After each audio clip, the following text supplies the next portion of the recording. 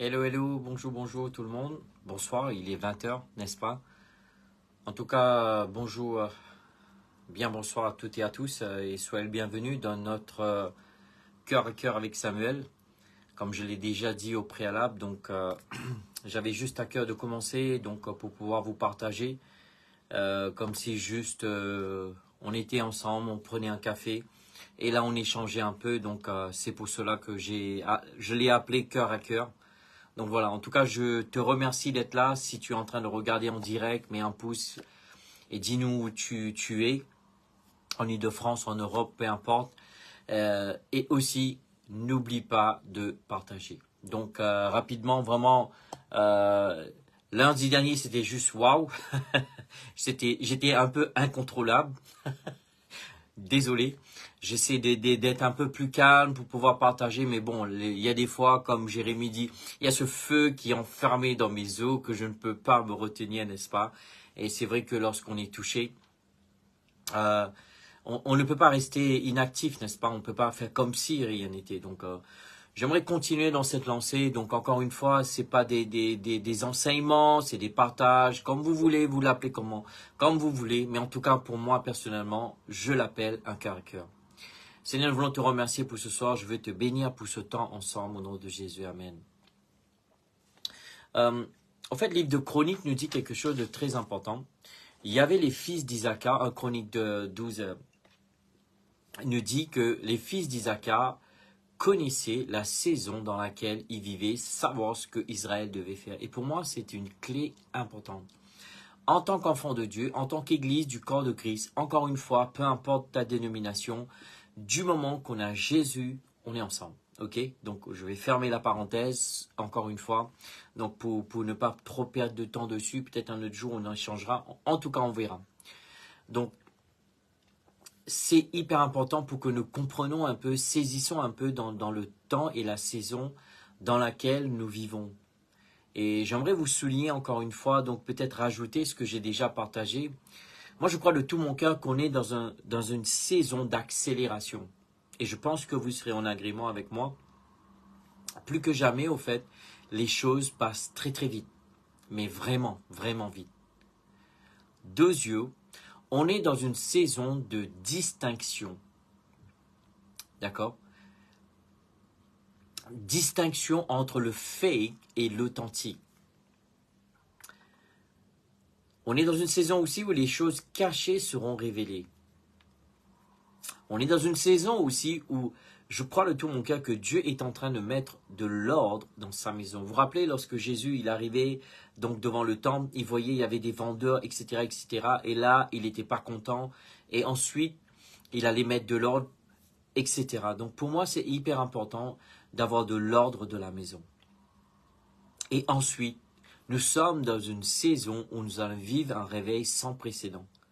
Mais néanmoins, en même temps, il va y avoir un temps de crise générale et mondiale. Je répète, en même temps, parallèlement, en même temps que le corps de Christ va vivre ce temps de réveil, parallèlement, il va y avoir un temps de crise générale et mondiale.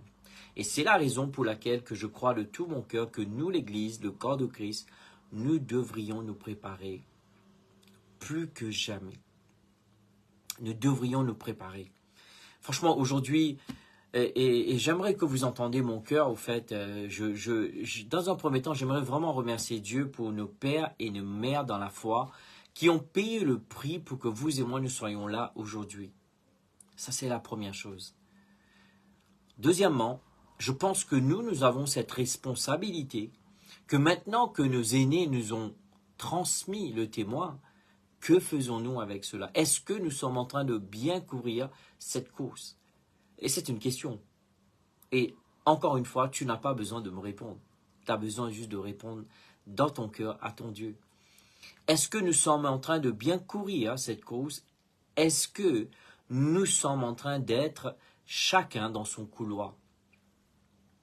Et c'est assez euh, euh, surprenant de voir aujourd'hui que nous vivons dans ce temps pareil et plus que jamais, je crois de tout mon cœur que l'Église est prête pour pouvoir faire face à cette situation que le monde est sur le point d'expérimenter. Et vous voyez que toutes les prophéties qui ont été dites par rapport au temps de la fin est en train d'arriver vraiment à son summum, au fait. Et c'est surprenant, hein. Et d'ailleurs, la Bible est le seul livre qui parle des prophéties. D'accord? Les prophéties, c'est juste des choses qui allaient venir. Encore une fois, c'est pas le sujet ici. J'aimerais juste rappeler quelques principes qui est hyper important. Des fois, on a tendance à oublier ces réalités. Tu sais, toi et moi, on fait partie du corps de Christ. Et c'est Jésus qui est en train de bâtir son Église. Et la chose qui est hyper importante pour que toi et moi, on prend conscience, c'est que si demain, encore une fois, si demain, ça ne veut pas dire que ce sera demain, mais néanmoins, toi et moi, on est nés, ben, on va quitter cette terre un jour ou l'autre, n'est-ce pas? Si ce n'est que, si Jésus vient bientôt, ben, ce sera lors de notre vécu ici-bas. Sinon, on serait parti. Encore une fois, parti, départ, mourir ne veut pas dire arrêter d'exister. On en parlera un petit peu prochainement. Mais néanmoins, est-ce que nous sommes prêts à devoir rendre des comptes? Tu vois, des fois, c'est que lorsque toi et moi, nous vivons notre vie sur cette terre, nous ne prenons pas conscience qu'un jour ou l'autre, toi et moi, on va être devant quelqu'un, on va devoir rendre des comptes.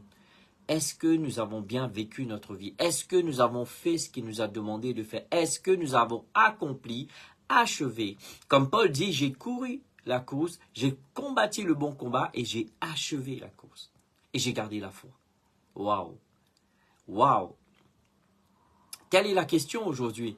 Et j'aimerais vraiment insister dessus que nous, plus que jamais, l'Église, le corps de Christ, nous devrions nous préparer. Nous préparer pour être dans cette course, premièrement. Deuxièmement, nous préparer pour que chacun soit dans notre couloir. Tu vois, on n'est pas en compétition, on est en complémentarité. D'accord? L'individualité rend la complémentarité possible, au fait. Chacun, nous avons notre individualité. Au travers de ça, Dieu s'exprime. Et c'est ce qui fait le corps de Christ.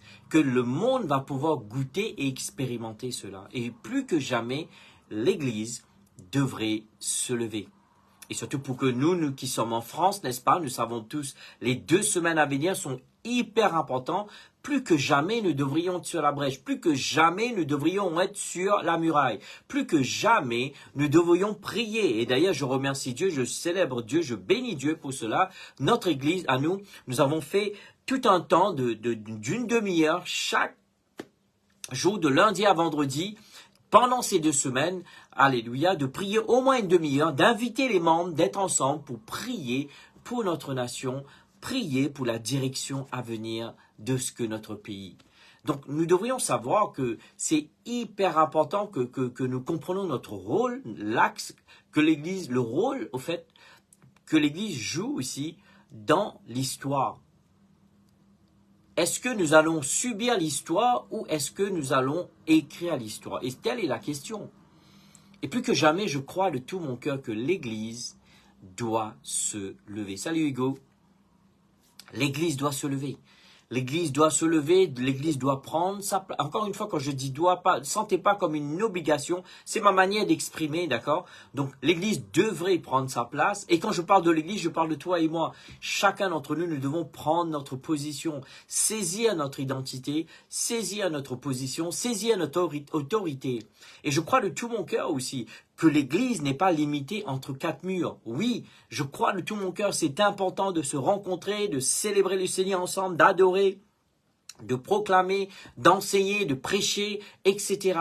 Mais l'Église ne se limite pas, l'influence de l'Église en tout cas, ne se limite pas, parce que Dieu veut établir son royaume. Au travers de son Église, il établit son royaume. Mais son royaume, il ne veut pas l'établir que dans l'église, les 4 murs de dimanche. Il veut l'établir dans toutes les sphères de la société. Et c'est là où toi et moi, nous entrons en scène, au fait. Parce qu'il ne faut pas oublier que toi et moi, nous sommes le corps de Christ. Nous sommes sa bouche, nous sommes ses mains, nous sommes ses yeux, nous sommes ses jambes. Donc, si nous voulons que Dieu entre quelque part, si nous ne rentrons pas, Dieu ne pourra pas entrer. Et assez surprenant, c'est que des fois, on a tellement des pensées religieuse, au fait, on va dire que nous avons eu tellement, salut Sonia, en tout cas un petit coucou donc au nord, n'est-ce pas? on a tellement eu de lavage de cerveau, donc on a oublié. On rend l'église juste, tu sais, tu viens, tu chantes 4 chants, tu fais quelques annonces, tu prêches, tu reçois un message et tu rentres chez toi. C'est pas ça l'église au fait. Le lieu de célébration, c'est un lieu où tu viens, c'est comme une station d'essence. Tu viens, tu fais le plein et pour que toi tu rentres dans le monde, tu puisses aller exercer ta posture, ton identité, ton autorité dans la société. Et moi, je crois de tout mon cœur qu'il est temps que l'influence du royaume puisse toucher. L'influence du royaume puisse toucher le côté politique, le côté juridique, le côté académique, le côté social, le côté divertissement, le côté média et toutes les sphères de la société. Il est temps. Mais pour que Dieu puisse le faire, au fait, il faut que l'Église, si tu es là, s'il te plaît, n'oublie pas, invite tes amis. En tout cas, merci pour vos likes, pour vos partages, merci pour vos commentaires. Et voilà. Et franchement, je crois de tout mon cœur, plus que jamais, l'Église doit répondre présent. Et moi, je crois de tout mon cœur que l'Église est la solution de Dieu pour cette situation dans laquelle nous nous trouvons. Je vais refaire cette phrase. Moi, je crois de tout mon cœur que l'Église est la solution. Encore une fois, quand je parle de l'Église, je ne parle pas que nous, je ne parle pas que toi et moi, je parle au niveau universel, au fait. Nous tous, nous devons nous lever, que ce soit au nord, au sud, l'est, l'ouest, au centre, peu importe notre arrière-plan, peu importe notre culture, peu importe dans le pays dans lequel nous nous trouvons, il est temps que le corps de Christ se lève, puisse prendre sa place. Il est temps que chacun d'entre nous, nous puissions fonctionner. Et Dieu donne cet exemple, nous sommes le corps du Christ. N'êtes-vous pas surpris qu'il n'a jamais dit que vous êtes le corps de Jésus? Vous êtes le corps de Christ. Jésus, c'est la partie, au fait, charnelle du Sauveur. Mais le Christ, c'est l'Esprit qui a été. Et donc, c'est nous sommes les habitations de l'Esprit de Dieu qui veut s'exprimer dans toutes les sphères de la société. Et je crois que de tout mon cœur, pendant des décennies, pendant des millénaires, le diable nous a piégés, au fait. Il est en train de nous dire, ouais, mais t'es pas bon, t'es pas assez ceci, t'es pas cela, regarde, tu fais que des bêtises, tu pêches matin, midi, soir. Et au fait, on a eu tellement ce lavage de cerveau qu'on oublie, au fait, d'aller dans la parole de Dieu. Tu vois? Et on oublie le fait que ce que Jésus a fait, a accompli sur la croix. C'est pas toi ou ma spiritualité qui nous qualifie. C'est ce que Jésus a fait. C'est pas ce que toi ou moi que nous faisons qui pourrait nous donner une posture. C'est ce que Jésus a accompli. Ce qui veut dire que l'œuvre est déjà accomplie. Nous sommes déjà qualifiés de base au travers du sacrifice de Jésus. En acceptant Jésus comme notre Seigneur, notre Sauveur, nous devenons enfants de Dieu. Et puisque nous sommes enfants de Dieu, nous devenons héritiers, co-héritiers avec Christ. Remarquez bien, il y a une collaboration ensemble avec le Christ. Co-héritiers, n'est-ce pas?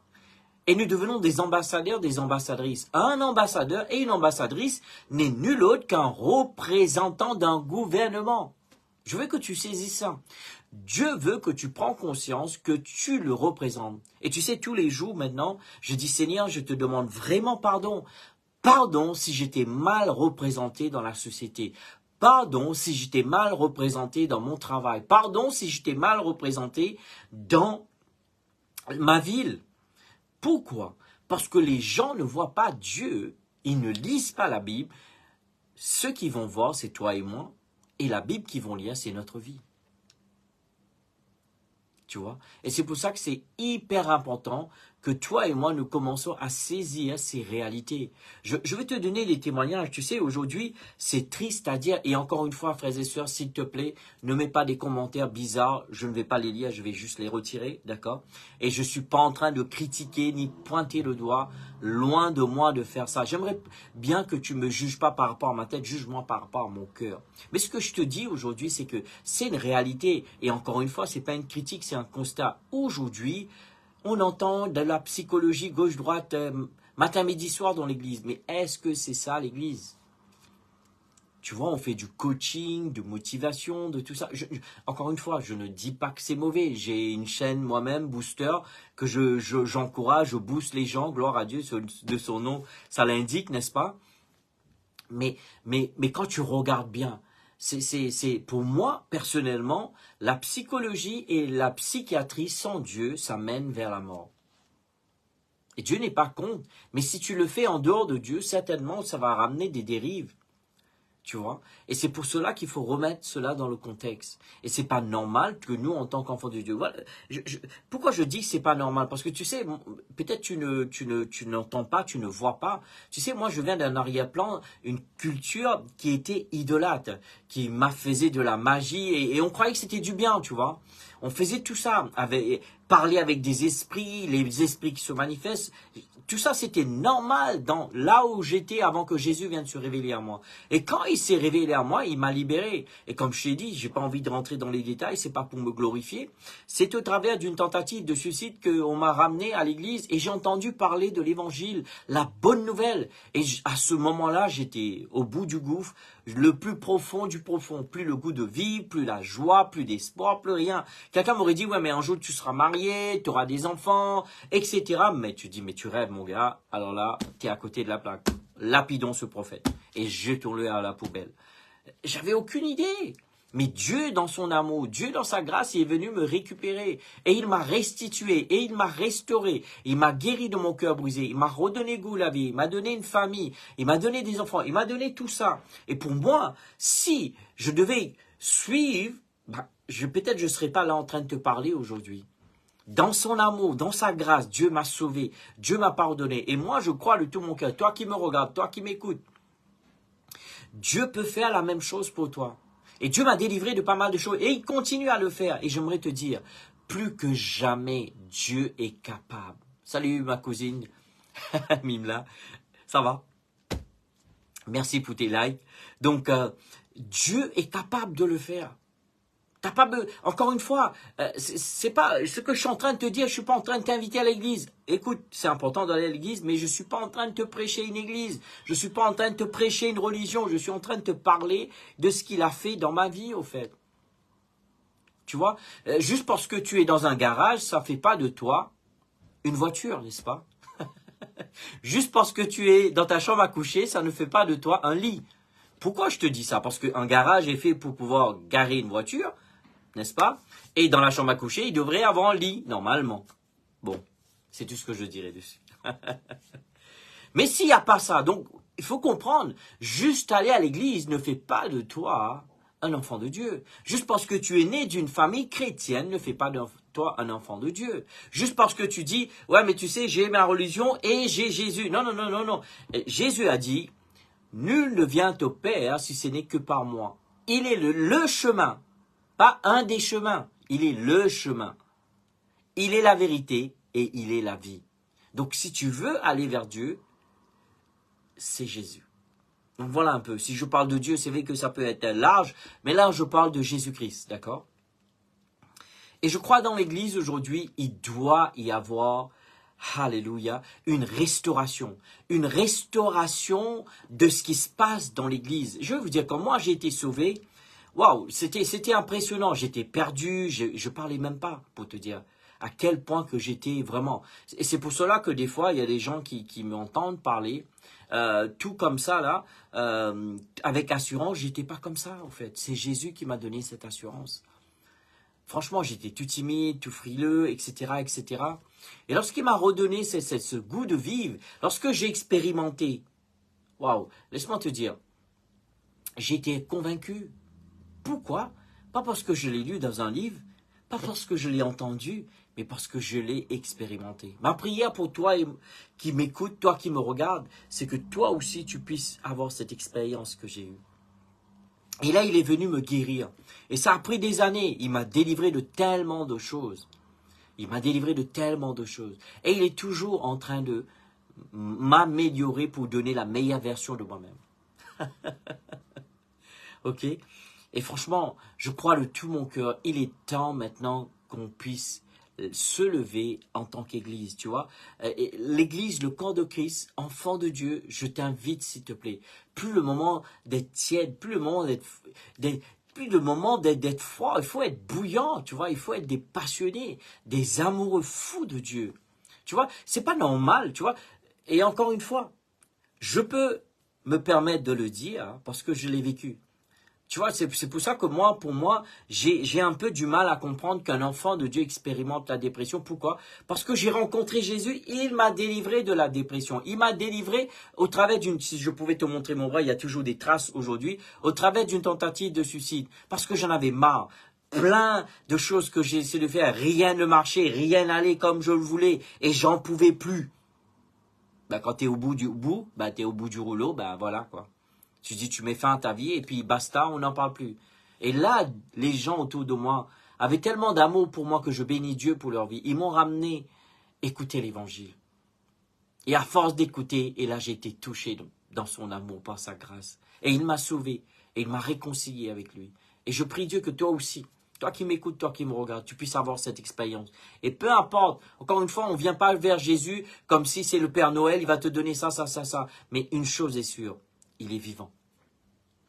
Il est le même hier, aujourd'hui, éternellement. Et il n'a pas changé. Et c'est pour cela que pour moi, je témoigne de cela. Pourquoi je témoigne? Parce que je l'ai vécu.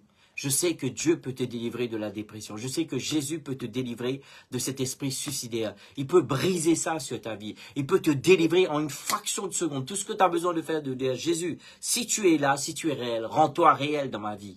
Et libère-moi. Et libère-moi. Et libère-moi. Il peut le faire et il va le faire. Et il va le faire si tu lui demandes. Je l'ai vu dans ma propre vie. Et il ne va pas le faire quelque chose juste parce que non, si tu lui demandes. Tu vois, tu lui demandes, il le fera pour toi. Et je crois de tout mon cœur que l'Église doit se lever et que l'Église doit être le centre où tous ces gens-là, au fait, vont venir pour venir restaurer les déprimés, les abattus, les découragés, ceux qui n'ont plus d'espoir, plus le goût de vivre, ceux qui sont liés par tellement de liens, tellement de choses qui sont accros, que en venant à l'église, Dieu va leur délivrer de toutes ces choses qui les font du tort, l'alcool, la drogue, la cigarette, peu importe. Et je crois de tout mon cœur, Dieu peut le faire. Et encore une fois, je ne suis pas en train de te dire un homme ou moi je veux le faire, loin de là. Moi-même j'ai besoin d'aide, d'accord? Moi-même j'ai besoin de lui. Mais ce que je te dis, c'est que si tu crois en lui, tu l'invites, il le fera.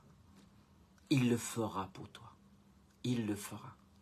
Et peu importe ta situation, peu importe ta condition, Dieu le fera. Donc je disais, c'est important parce que des fois, on a l'impression d'avoir connu un Jésus dans son point de vue intellectuel, mais de pas vivre d'une expérience. Et ce que je te parle là, c'est une expérience que j'ai vécue avec le Seigneur. Et il est rentré dans ma vie. Et il m'a sauvé. Il m'a restauré. Il m'a redonné goût à la vie. Il m'a donné de l'espoir. Il m'a donné un futur assuré. Et pour toi aussi, frères et sœurs, il peut le faire pour toi. Mets ta confiance en lui. Remets-toi entre ses mains. Invite-le dans ta vie. Et demande-lui de venir de t'aider. Et il viendra. Et il se rendra réel. Et encore une fois, tu seras surpris de voir à quel point il pourra être réel dans ta vie. Alléluia. À quel point qu'il pourra être réel dans ta vie. Dieu peut être réel dans ta vie.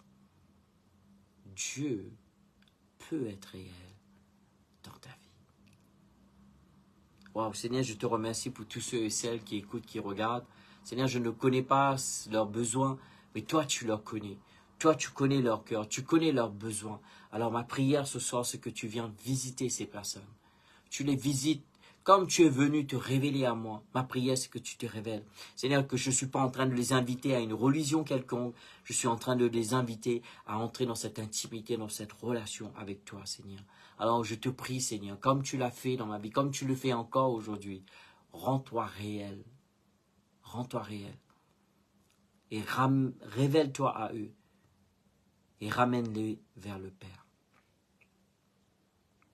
Il est temps que l'Église se lève, tu vois. Et je crois de tout mon cœur.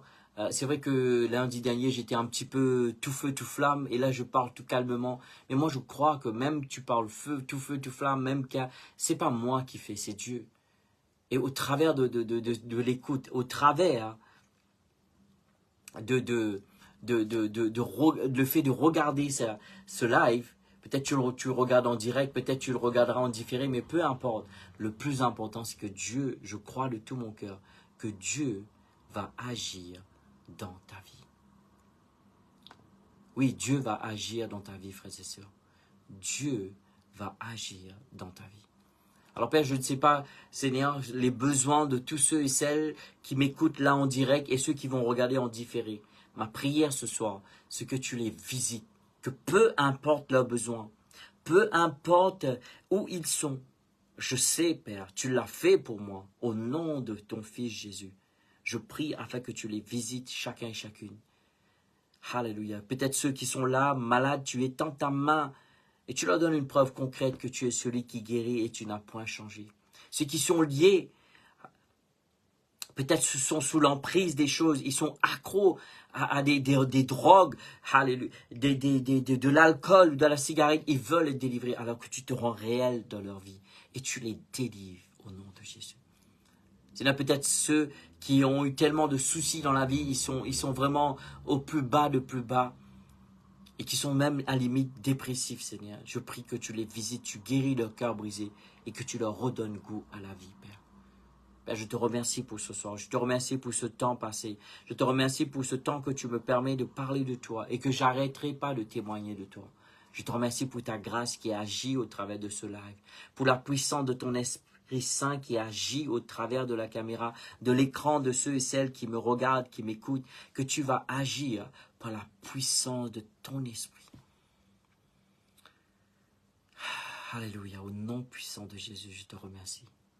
Je te remercie pour ta grâce, je te remercie pour ta paix, je te remercie pour ta joie, je te remercie pour ce que tu es en train de faire actuellement dans la vie de tous ceux et celles qui nous regardent en direct et ceux qui vont venir après pour regarder en différé. Je prie que par la puissance de ton Esprit Saint, oui Abba, que par la puissance de ton Esprit Saint, que tu te rends réel à eux, Père. Au nom de ton Fils Jésus, je te remercie. Au nom de ton Fils Jésus. En tout cas, je prie pour une pleine bénédiction sur toi, toi qui me regardes, toi qui me regarderas en différé. Je prie afin que Dieu tourne son regard, tourne sa face vers toi et fait briller sa face sur toi et qui te donne sa paix. Et n'oublie pas, si tu es un enfant de Dieu, tu as accepté Jésus comme ton Seigneur et Sauveur, Dieu t'attend que tu entres dans la cause et Dieu attend que tu rentres dans ton couloir. Alors plus le temps de réfléchir, plus le temps de te demander, c'est le temps d'agir. Je crois de tout mon cœur, c'est le temps d'agir. C'est le temps d'agir.